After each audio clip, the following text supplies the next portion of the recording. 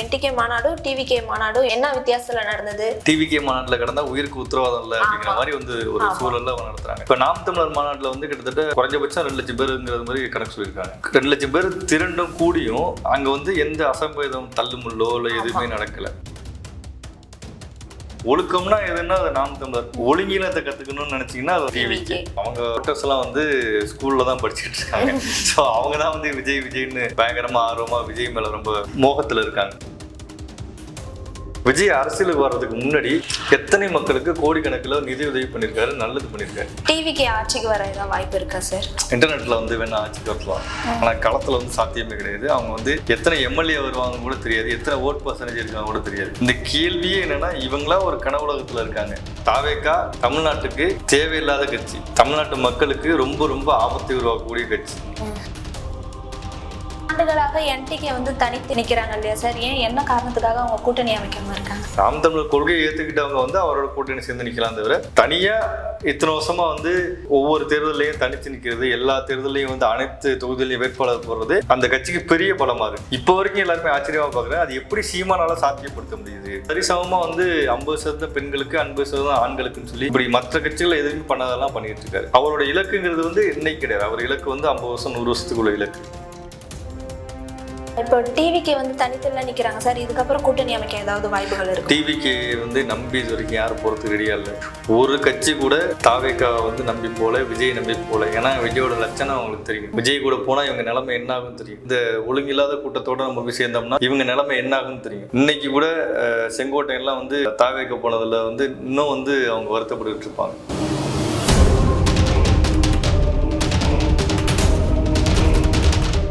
Nemathi Property Management. Contact 7667000800. ரகரம் voice நேயர்களுக்கு வணக்கம். இன்று நம்முடன் இணைந்திருப்பவர் ஜேர்னலிஸ்ட் பிரபாகரன். வணக்கம் சார். வணக்கம். இப்போ முந்தா நாள் என்டிகே மாநாடு வந்து ரொம்ப பிரம்மாண்டமா நடந்தது இல்லையா? என்டிகே மாநாடும் டிவிகே மாநாடும் எப்படி, என்ன வித்தியாசத்துல நடந்தது, என்னன்றபடி உங்களோட கருத்து என்ன சார்? நீங்க எப்படி பாக்குறீங்க என்டிகே மாநாடு? நீங்க பாத்தீங்களா? அதே மாதிரி தாவேகாவோட கூட்டங்களும் இதுக்கு முன்னாடி நடந்த கூட்டங்கள்லாம் பாத்திருக்கேன். ரெண்டுக்கும் என்னவா நீங்க பாக்குறீங்க கம்பேரிசன்? இப்ப என்டிகே எப்படின்னா ஒரு பாதுகாப்போட எல்லாம் ஒரு அமைப்பா எல்லாமே நல்லா இது பண்ணிருக்காங்க. ஆனா டிவிகேல அப்படி எந்த ஒரு இதுவுமே கிடையாது. சேலத்துல நடந்தப்போ ஒரு உயிரிழந்ததுக்காக தான் இப்போ வேலூர்லயுமே அந்த அமைப்பு நடந்திருக்குன்னு நான் அதை பத்தி நினைக்கிறேன். அதான் நீங்க சொல்ற பார்த்தா டிவிகே மாநாட்டுல கடந்தா உயிருக்கு உத்தரவாதம் இல்லை அப்படிங்கிற மாதிரி வந்து ஒரு சூழல்ல அவங்க நடத்துறாங்க. இப்போ நாம் தமிழர் மாநாட்டில் வந்து கிட்டத்தட்ட 2 லட்சம் குறைஞ்சபட்சம் 2 லட்சம் பேருங்கிறது மாதிரி கணக்கு சொல்லியிருக்காங்க. 2 லட்சம் பேர் திரண்டும் கூடியும் அங்கே வந்து எந்த அசம்பேதம் தள்ளுமுள்ளோ இல்லை எதுவுமே நடக்கல. தண்ணிக்கு வந்து எந்த பிரச்சனையும் கிடைக்கல. ஏன்னா தண்ணி வேற எதுவும் தள்ளுமுள்ளு இந்த மாதிரி பிரச்சனைகள் நடக்கும், ஆனால் எதுவுமே நடக்கல. ரொம்ப ஒரு ஒழுக்கமா அவங்க வந்து நடத்திருக்காங்க. யார் யார் எங்கே வரணும், எப்படி வரணும், டிராஃபிக் ஜாம் இல்லை, ரொம்ப வந்து நேர்த்தியா நடத்தி முடிச்சிருக்காங்க. அமைதியா நடத்தி முடிச்சிருக்காங்க. இதை பார்த்து எல்லா கட்சிக்குமே வந்து ஆச்சரியமா இருக்கு. அவங்களுக்கு எல்லாருக்குமே வந்து ரொம்ப ஆச்சரியமா இருக்கு.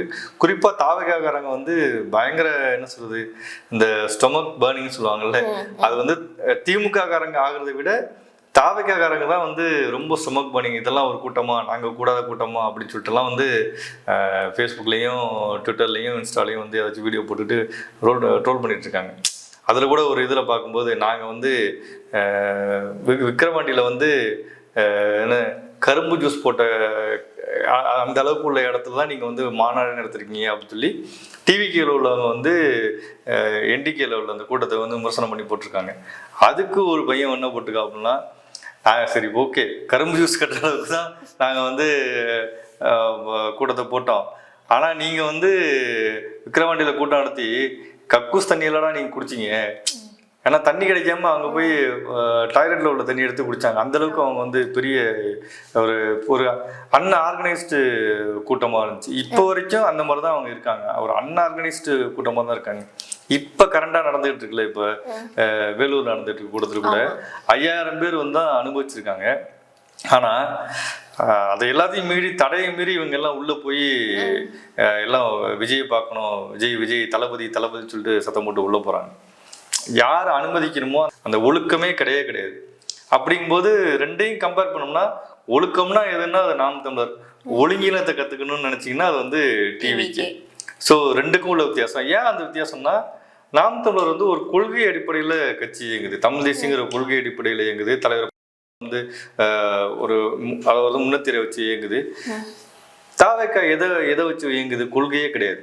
ஒன்லி விஜய், டிவிக்கு, தளபதி, விஜய், அவ்வளவுதான். விஜய் வரணும், ஏன் ஆட்சிக்கு வரணும், விஜய் ஏன் ஆட்சிக்கு வரணும்னு கேட்டோம்னா விஜய் வரணும், விஜய் வந்தா நல்லா இருக்குங்க.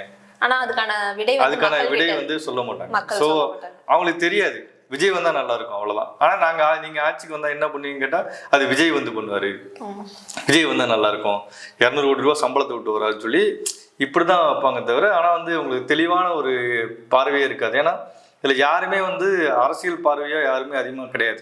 அதை அரசியல் படுத்தணுங்கிற ஆர்வமும் விஜய்க்கும் கிடையவே கிடையாது. விஜயும் இதை என்கரேஜ் பண்றாரு, பயங்கரமா என்கரேஜ் பண்ணி அதை என்ஜாய் பண்றாரு. இந்த மாதிரி நம்மளை தேடி மக்கள் ஓடியாரணும், பயங்கரமா கூட்டம் நடக்கணும், தள்ளுமுள்ளு நடக்கணும், இதெல்லாம் தனக்கு மாசு அப்படின்னு சொல்லி இந்த பக்கா மாஸ் கட்சி தலைவர் விஜய் வந்து அப்படி நினைக்கிறார். ஸோ இது அவருக்கு வந்து ஒரு ப்ளஸ்ஸாக நினைக்கிற, அவர் தப்பா நினைக்கிறார். இது வந்து கரூர்ல விபரீதம் நடந்து கூட இன்னமும் வந்து அதை வந்து என்கரேஜ் பண்ணிக்கிட்டே இருக்காரு. ஸோ இவர் ஒரு என்னன்னா இவருக்குன்னு ஒரு திட்டம் கிடையாது. அப்படி பண்ணாதானே கெத்தா இருக்கும். கெத்து அந்த கீழே எப்படி தளபதி எல்லாமே கெத்து, விஜய்னா கெத்துன்னு நினைக்கிறாங்கல்ல, அதே ரசிக மனப்பான்மையில தான் வந்து விஜய் இருக்காரு. இது மீண்டும் ஆபத்துல தான் போய் முடியும். அதுவும் எப்பயும் ஒரு 15 நாளைக்கு ஒரு வாட்டி 20 நாளைக்கு ஒரு வாட்டி தான் வீட்டை விட்டு கிளம்பி வெளியே வர்றாரு, பார்ட் டைம் பாலிடிக்ஸ் மாதிரி வராரு. அப்பயே ஏதாச்சும் இன்னைக்கு ஏதாச்சும் நடந்துருமோ, இன்னைக்கு ஏதாச்சும் விபத்து நடந்துருமோ, அசம்பவம் நடந்துருமோ, யாருக்காச்சும் உயிருக்கு அச்சுறுத்தல் ஆயிருமோங்கிற நம்மளுக்கு வந்து பயமா இருக்கு. ஆனா அங்க போறவங்களுக்கு பரவாயில்ல, நாங்க செத்தாலும் பிரச்சனை இல்லைன்னு சொல்லிட்டு தான் அவங்க வந்து அதை பத்தி சட்டை பண்ணாம தான் பண்றாங்க. ஆர்கனைஸ் பண்றவங்களும் ஒரு அன்ஆர்கனைஸ்டா பண்றாங்க. இதுதான் கட்சிக்கு பலம் நினைக்கிறாங்க. ஆனா இதுவே அவங்க கட்சியை அழிச்சிடும். இப்ப அவர் வந்து சனி ஞாயிறு மட்டும்தான் வெளியில வருவோம் அப்படிலாம் சொல்லியிருந்தாரு இல்லையா சார்? அது வந்து அவர் என்ன காரணத்துக்காக சொல்லியிருந்தாருன்னா அப்பதான் பசங்களுக்கு எல்லாம் ஸ்கூல் லீவ் எல்லாம் விடுவாங்க, நம்மளை பார்க்க வருவாங்க சொல்லிதான். உண்மையாவே அந்த காரணத்தினால தான் அவர் அப்படி சொல்லியிருப்பாரா? இல்ல அது தெரியல. ஆனா அவங்க ஓட்டர்ஸ் எல்லாம் வந்து ஸ்கூல்ல தான் படிச்சுட்டு இருக்காங்க. ஸோ அவங்க தான் வந்து விஜய்னு பயங்கரமா ஆர்வமா விஜய் மேல ரொம்ப ஒரு மோகத்துல இருக்காங்க. திரைமோகத்துல தான் வேணும்னு கிடையாது. அதனால கூட சொல்லியிருக்கலாம். ஆனா அந்த சனிக்கிழமை கூட அவர் வரலையே. இப்போ வந்து அந்த கரூர் சம்பவத்துக்கு பிறகு எப்ப வருவாருன்னு அதுவும் கூட்டம் என்னன்னா மதியம் 12 மணிக்கு யாராச்சும் ஒரு இந்த மொட்டை வெயில்ல, அதுவும் வந்து கத்திரி வெயில் ஸ்டார்ட் ஆகுது, இந்த மொட்டை வெயில்ல யாராச்சும் வந்து 12 மணிக்கு மக்களை காக்க வச்சு வெயில்ல வாட வச்சு இது மாதிரி யாராச்சும் பண்ணுவாங்களா? இன்னைக்கு வந்து வேலூர்ல கூட்டம் போட்டிருக்காங்க, அதுல வந்து மேடை அமைச்சிருக்காங்க, ஓகே. ஆனா இதுக்கு முன்னாடி எல்லாம் வந்து 12 மணி தான் டைம். எல்லாருமே வந்து ஈவினிங் வந்து எல்லாரும் வேலையை முடிச்சுட்டு ஒரு மாலை நேரத்துல தான் வந்து பொதுக்கூட்டங்கள் நடத்துவாங்க. அரசியல் கூட்டங்கள், பொதுக்கூட்டங்கள் எல்லாமே மாலை நேரத்துல நடக்கும். ஏன்னா எல்லாருக்கும் ஒரு வேலை இருக்கும், வெயில் இருக்காது. அப்போ ஒரு இடத்துல யாருக்கும் எந்த தொந்தரவும் இருக்காது. அப்படிங்கிறதால அப்படி நடத்துவாங்க. ஆனா இவங்க எப்பயுமே மதியம் நடத்துறதுக்கு தான் ஒரு புரியாத புதிரா இருக்குது. அப்ப இதுலயே தெரியுது மக்கள் மேல இவங்களுக்கு வந்து எந்த அக்கறையும் கிடையாது. விஜய்க்கு எந்த அக்கறையும் கிடையாது. ஆட்சிக்கு வரணும், தான் வந்து பெரிய ஸ்டார் ஆயிட்டான், இதுக்கு பிறகு எனக்கு வந்து சிஎம் கூட எனக்கு தூக்கி விடுங்க அப்படின்னு சொல்லிட்டு தான் அவர் வந்து ஆசையா வர்றாரு. இப்போ மக்கள்லாம் வந்து விஜய் வந்து சிஎம்மா வரணும்னு நினைக்கிறாங்க இல்லையா? இப்போ அதாவது ஸ்டாலினோ எடப்பாடி பழனிசாமி அவர்களோ அவங்கெல்லாம் வந்தா என்ன பண்ணுவாங்களோ அதே தான் விஜயும் பண்ணுவாரு. ஏன் விஜய் வரணும்னு மக்கள் ரொம்ப வியப்பா இருக்காங்கன்னு? விஜய் வரணும்னு ரொம்ப மக்கள் வியப்பா ரொம்ப ஆர்வமா நிறைய பேர் அவருக்கு ஆதரிக்கிறதுக்கு முக்கியமான காரணம் வந்து இந்த திமுக அதிமுக இல்லாம மாற்று ஒருத்தர் வரணும்னு நினைக்கிறாங்க. இப்ப சீமான் நாம் தமிழ் கட்சி போனா அங்க வந்து தமிழ் தேசியம் அவர் வந்து ரொம்ப தூய்மையா நேர்மையா பேசுறாரு. அது இல்லாம ஒரு கூட்டம் இருக்குங்க விஜயை பிடிச்சது. இப்ப விஜய் வந்து திரையிலே பார்த்த கூட்டம் இருக்குல்ல, அவங்களுக்கு வந்து விஜய் தான், வேற எதுவுமே கிடையாது. விஜய் வரணும், விஜய் வந்து சினிமாவில் வந்து பெரிய படம் ஹிட் ஆகணும், சினிமாவில் வந்து பயங்கரமா அந்த படம் வசூலை குவிக்கணும், அவங்களுக்கு வேற எந்த இதுவுமே கிடையாது.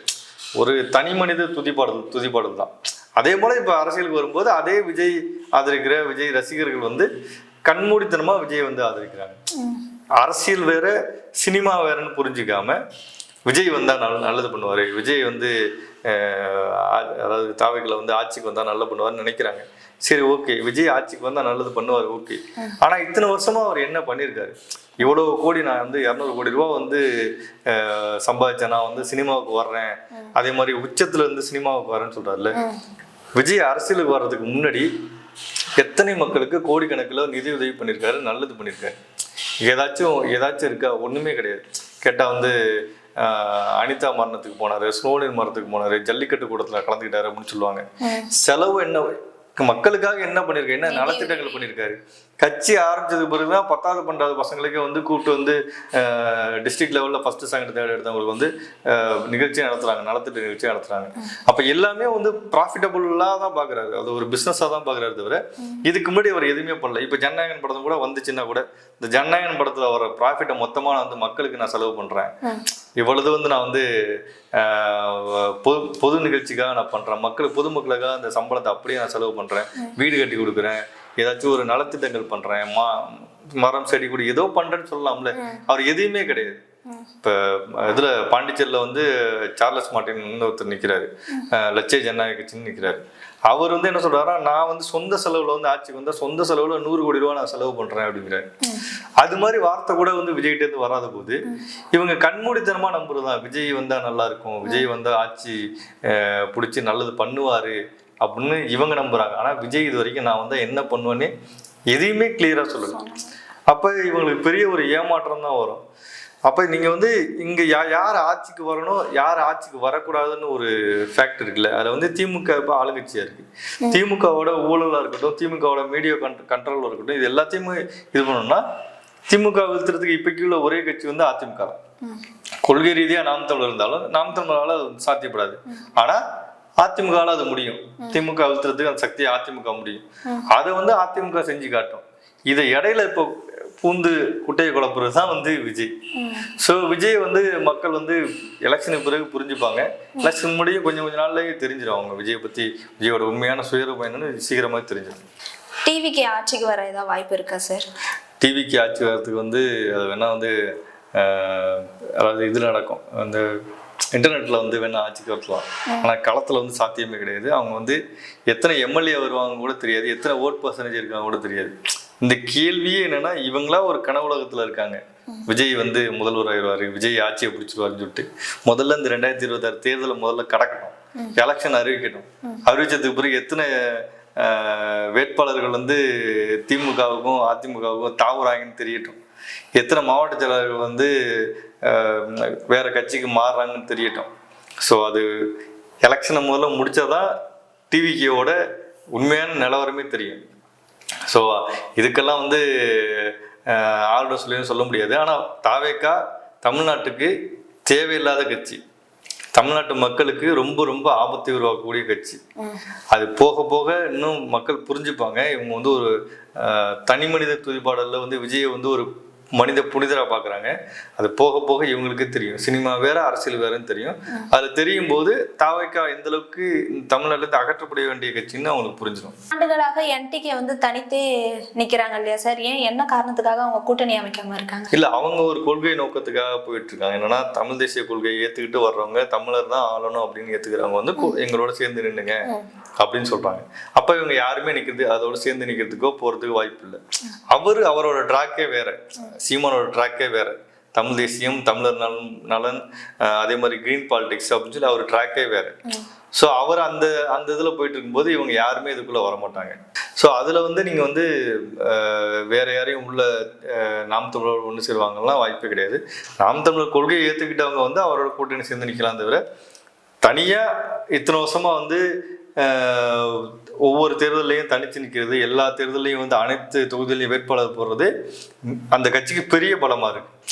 இப்போ வரைக்கும் எல்லாருமே ஆச்சரியமா பாக்குறேன், அது எப்படி சீமானால சாத்தியப்படுத்த முடியுது? அரணையூருங்கிற ஒரு ஊரு சின்ன கிராமத்துல இருந்து வந்து அதுக்கு பிறகு 2009 போருக்கு பிறகு வந்து எல்லாரும் சேர்ந்து கட்சி ஆரம்பிச்சு சீமான் வந்து அதுக்கு தலைமை பொறுப்பு ஏற்பட்டு கட்சியை இத்தனை வருஷமா தொடர்ந்து நடத்திக்கிட்டு இருக்கதே மிகப்பெரிய ஆச்சரியமான விஷயமா எல்லாரும் பாக்குறாங்க. அதுல எல்லா தொகுதியிலையும் ஒரு வேட்பாளர் வந்து கரெக்டா சரியா நிறுத்துறாரு. எல்லாரும் வேட்பாளர் அறிவிக்கிறதுக்கு முன்னாடியே எல்லாரையும் வந்து முன்னாடியே அறிவிச்சு, முதல்ல இவர் தான் அறிவிச்சு சரிசமமா வந்து 50% பெண்களுக்கு 50% ஆண்களுக்குன்னு சொல்லி இப்படி மற்ற கட்சிகள் எதுவுமே பண்ணாதெல்லாம் பண்ணிட்டு இருக்காரு. ஸோ அவரோட இலக்குங்கிறது வந்து இன்னைக்கு கிடையாது. அவர் இலக்கு வந்து 50 வருஷம் 100 வருஷத்துக்குள்ள இலக்கு. ஸோ அவர் ட்ராக்கை தனிச்சு நின்று தான் கட்சி தனியாவே வந்து பெரும்பான்மை அடையணும்னு நினைக்கிறாரு. 20% 30% தனியாவே பெரும்பான்மை அடைஞ்சிச்சுன்னா நாம் தமிழ் கட்சி ஆட்சிக்கு வரும், நம்ம வேற யாரையும் நம்ம வந்து கூட நிற்க வச்சு அவங்களுக்காக கொள்கையை மாத்திக்கிட்டு அவங்களுக்காக சீட்டை கொடுத்துட்டுலாம் போக தேவையில்லை, நாம் தமிழ் கட்சியை ஆட்சியை பிடிக்கணும் தனிப்பெருமையோட நினைக்கிறாரு. அது ஒவ்வொரு தேர்தலையும் சாத்தியப்படுது. 1% 3, 3 6, 6 8 அப்படின்னு வந்துருக்கு. அப்ப இந்த தேர்தலையும் கூட வரதுக்கு வாய்ப்புகள் இருக்கு. விஜய் கட்சியினர் வந்து எந்த அளவுக்கு நீங்க வந்து அங்க பாதிப்பை உண்டு பண்ணாலும் அது நகரங்களில் மட்டும்தான் விஜய் கட்சியினர் வந்து ரொம்ப ஸ்ட்ராங்கா இருக்கு. கிராமங்கள்ல வந்து விஜய் கட்சியினர் வந்து ஸ்ட்ராங்கா இருக்கு. நாம் தமிழ் கட்சி தான் கிராமங்கள்ல ஸ்ட்ராங்கா இருக்கு. அப்ப அவங்களோட ஓட் பர்சன்டேஜ் குறையாது, கூறுறது கூட வாய்ப்பு இருக்கு. இப்போ டிவிக்கு வந்து தனித்துல நிக்கிறாங்க சார், இதுக்கப்புறம் கூட்டணி அமைக்க ஏதாவது வாய்ப்புகள் இருக்கு? டிவிக்கு வந்து நம்பி இது வரைக்கும் யாரும் போறதுக்கு ரெடியா இல்லை. கிட்டத்தட்ட ஒரு கட்சி ஆரம்பிக்கும் போதே விக்கிரவாண்டி கூட்டத்திலேயே சொன்னாரு, நான் வந்து ஆட்சியில பங்கு அதிகாரத்தில் பங்குன்னு சொன்னாரு. ஒரு கட்சி கூட தாவேக்கா வந்து நம்பி போல, விஜய் நம்பி போல. ஏன்னா விஜயோட லட்சணம் அவங்களுக்கு தெரியும். விஜய் கூட போனா இவங்க நிலைமை என்ன ஆகும் தெரியும். இந்த இந்த இந்த ஒழுங்கில்லாத கூட்டத்தோட நம்ம போய் சேர்ந்தோம்னா இவங்க நிலைமை என்ன ஆகும்னு தெரியும். இன்னைக்கு கூட செங்கோட்டையெல்லாம் வந்து தாவேக்க போனதுல வந்து இன்னும் வந்து அவங்க வருத்தப்பட்டு இருப்பாங்க. ஏன்னா அந்த அளவுக்கு உள்ள கட்சிக்குள்ள போனா அவங்களுக்கு ஒரு ஒழுங்கு இல்லாம இருக்காங்க. ஒழுங்கில்லாத கட்சிக்குள்ள கூட்டணியை எப்படி போய் சேருவாங்க? அப்ப இவங்களை நம்பி எதுவுமே போகும்போது இந்த கட்சியோட லட்சணம் நமக்கு தெரியுது. ஸோ கூட்டணிக்கெல்லாம் இதுக்கெல்லாம் வாய்ப்பு கிடையாது. எதுவுமே யாரும் வந்து விஜய் கட்சியை நம்பி யாரும் போறதாவும் இருக்க மாட்டாங்க. மக்களும் கூட சேர்த்துல வந்து விஜய் கட்சியோட உண்மையான சுயரூபத்தை தெரிஞ்சுப்பாங்க. விஜயோட உண்மையான என்னன்னு தெரிஞ்சுப்பாங்க. அது காலப்போக்கத்தில் தெரிஞ்சிடும். இன்னொன்று, விஜய் வந்து ஒரு பேசுறாரு, இன்னைக்கு கூட்டத்திலேயே பேசுறாரு, இல்லை நாளைக்கு கூட்டத்திலேயே பேசினாலும் நேரடியா வந்து தனக்கு எதிரியா இருக்கிறத வந்து திமுகன்னு பேசுறாரு. அதே அளவுக்கு வந்து கொள்கை எதிரியா வந்து பாஜக பேசணும்ல, பேசுறது இல்லை. ஏன்னா அவருக்கு பயம். அந்த பயத்தோட பேசும்போது இதுல எல்லாமே வந்து விஜய் வந்து எக்ஸ்போஸ் ஆயிடுவாரு. ஒரு ஒரு ஃபேக்சுவலா என்ன பேசணுமோ அதெல்லாம் பேச மாட்டாங்க. ஏதோ பொத்தாம்பதுவா பேசிட்டு போறாரு. அது என்னன்னா ஒரு அதிகபட்சமா 20 நிமிஷம், குறைஞ்சபட்சமா 15 நிமிஷம். அவன் 1 மணி நேரம், சீமானெலாம் கிட்டத்தட்ட 2.5 மணி நேரம் பேசுறாரு, 2.5 மணி நேரம் 3 மணி நேரம் பேசுறாரு. இபிஎஸ் வந்து 1 மணி நேரம் கிட்ட பேசுறாரு. ஸோ அது மாதிரி வந்து மக்கள் பிரச்சனைகளை வந்து நீங்க வந்து பேப்பர்லாம் பேசணும். அவர் அதை தவிர பேப்பர் இல்லாம பேசணும். இவர் பேப்பர் வச்சுட்டு பேசிட்டு இருக்காரு. அப்புறம் என்ன நீங்க புரிஞ்சு வச்சிருக்கீங்க? நிறைய அன்வான்டாவும் பேசுறாரு சார். ஹாய் நண்பா, ஹாய் நண்பா. அது விஜய் கட்சியினர் வந்து என்ஜாய் பண்றதுக்கு, அவங்கள வந்து ஜாலி பண்றது. ஏன்னா அவங்களுக்கு அதுதானே பிடிக்கும். ஸோ அவங்கள மட்டுமே சந்தோஷப்படுத்தாதான் அவர் பேசுறாரு தவிர மக்கள் பிரச்சனையை பெருசா எடுத்து பேசணுங்கிறது வந்து அவருக்கு ஐடியா கிடையாது. அந்த எண்ணமும் அவருக்கு இல்லை. இப்படியே நம்ம போய் இப்படியே கட்சி நடத்தி போயலாம்னு நினைக்கிறாரு. இது அவருக்கு ஆபத்துலாம் போய் முடியும். இந்த கட்சியோட நிலைமை ரொம்ப பலகீனமா போய் முடியும். எதிர்காலத்துல வந்து சினிமா கூட திரும்பி வர்றது கூட ஒரு வாய்ப்பு இருக்கு. ஏன்னா நான் என்ன சொல்றேன்னா, நான் உங்களுக்காக தான் வர்றேன், உங்களுக்காக தான் வந்து நான் கட்சி ஆரம்பிச்சேன், உங்களுக்காக தான் அரசியல் வரேன்னு சொல்றாருல, அப்படியே பழிய தூக்கிப்படுவாரு. உங்களுக்காக நான் வந்தேன், எனக்கு நீங்க இந்த அரசியல்ல வந்து ஆதரிக்கல, அதனால நான் மறுபடியும் வந்து சினிமாவுக்கு போறேன், எனக்காக சினிமா போறேன் அப்படின்றது. ஸோ இது எந்த அளவுக்கு போக தான் நம்மளுக்கு தெரியும். உங்கள் கருத்துக்களை தெரிவித்ததுக்கு நன்றி சார். நன்றி.